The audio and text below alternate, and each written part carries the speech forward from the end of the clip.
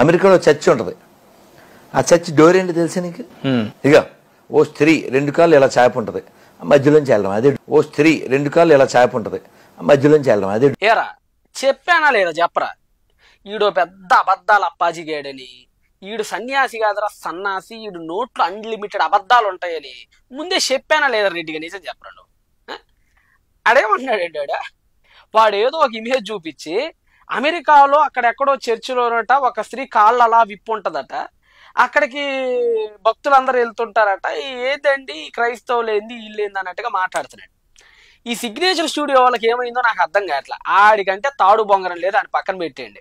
వీళ్ళకి వ్యూస్ కావాలా, క్రెడిబిలిటీ కావాలా? ఛానల్కి క్రెడిబిలిటీ ముఖ్యం, కానీ వీళ్ళకి వ్యూస్ మీద ఎక్కువ రంది పట్టింది. ఎందుకో ఆ మాటని సిగ్నేచర్ స్టూడియో అని తీసేసి సిగ్నల్ లేని స్టూడియో అని పెట్టుకోండి, భలే ఉంటది. ఎందుకంటే ఇలాంటి అబద్ధాలు రాయాలందరినీ కూర్చోబెట్టి ఒక విశ్వాసం మీద పూర్తిగా దాడి చేస్తున్నారే, అందుకని అన్నాను అనమాట. ఇప్పుడు విషయంలోకి వద్దాం. వీడు చెప్పినట్లుగానండి, మీరు గూగుల్ మ్యాప్ లో కాదు మైక్రోస్కోప్ వేసి ఎతికినా వీడు చెప్పిన చర్చి అమెరికాలో కాదు కదా, ఆరిన్నేళ్ల మీద కూడా ఎక్కడా కనపడదు. ఎందుకంటే అసలు ఉండి సత్తే కదా కనపడతానికి. అసలు వీడు చూపించిన చర్చి, ఒక అమ్మాయి అలా కాలు దాపి తన సర్వీస్ లో నుంచి లోపలికి వెల్కమ్ చేసే చర్చి ఈ ప్రపంచంలో ఎక్కడా కనపడదు. ఒకవేళ అది కనపడాలంటే 2 కళ్ళు మూసుకొని గాఢనిద్రలోకి వెళ్తే కలంటి ఏదో ఒకటి వస్తుంది, ఆ కళ్ళలో మాత్రమే దానికి మార్గం ఉంటుంది, విడిగా ఎక్కడ కూడా దానికి దారి ఉండదు అనమాట. విషయం ఏంటంటే, ఒరే రాజుగా జాగ్రత్తగా నేను చెప్పేది, అది చర్చి కాదు. ఫస్ట్ వన్ చర్చి కాదు. రెండోది ఏంటంటే అసలు అది నిజంగా ఈ భూమి మీద లేదు. అది ఒక సినిమా రా రాజుగా, అది ఒక సినిమా. అది 1998 డిసెంబర్ 25వ తారీఖున ప్యాచ్ యాడమ్స్ అనేటువంటి ఒక సినిమా. అది సినిమా రాబిన్ విలియమ్స్ అనేటువంటి ఒక ఆయన హీరోగా నటించాడు. టామ్ షెడ్రిక్ అనేటువంటి ఆయన దాన్ని డైరెక్ట్ చేశాడు రా.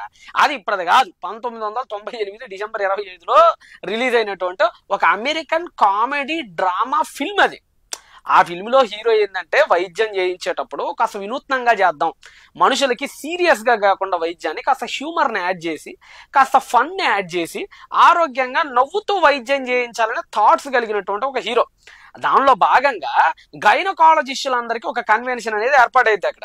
సో గైనకాలజిస్టులకి కన్వెన్షన్ ఏర్పాటు చేసేటప్పుడు అలాంటి ఒక సెట్టింగ్ అతను చేస్తాడనమాట. ఆ హాల్కి అది ఒక సినిమాలో ఒక హీరో చేసినటువంటిది అనమాట. అది అర్థమవుతుందా? ఇక విషయం ఏంటంటే, ఈ సినిమా మొత్తం 1:55:17 ఉంటది. దానిలో సరిగ్గా ఒకసారి 54వ నిమిషం 30 సెకండ్ల తర్వాత నుంచి ఈ సీన్ ప్లే అయింది. ఒకసారి మీరు కూడా చూడండి ఎలా ఉంటుందో. మీకు చూపిస్తున్నా చూడండి, ఇదిగోండి 1:55:17 అనమాట ఈ మూవీ. చూసారా? ఫార్వర్డ్ చేద్దాం, కరెక్ట్ గా మనం అనుకున్న టయానికి తీసుకెళ్దాం.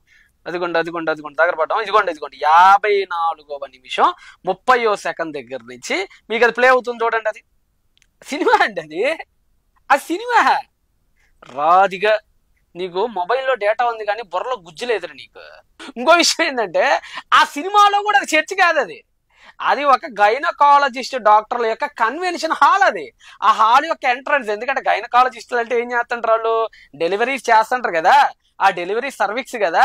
సో వాళ్ళ యొక్క ఫీల్డ్ కి తగ్గట్టుగా అతను హ్యూమర్ ని యాడ్ చేస్తూ ఆ విధంగా దాన్ని డిజైన్ చేస్తాడనమాట అక్కడ. అది ఒక సినిమా. రెండోది ఏంటంటే, సినిమాలో కూడా అది చర్చ కాదనమాట.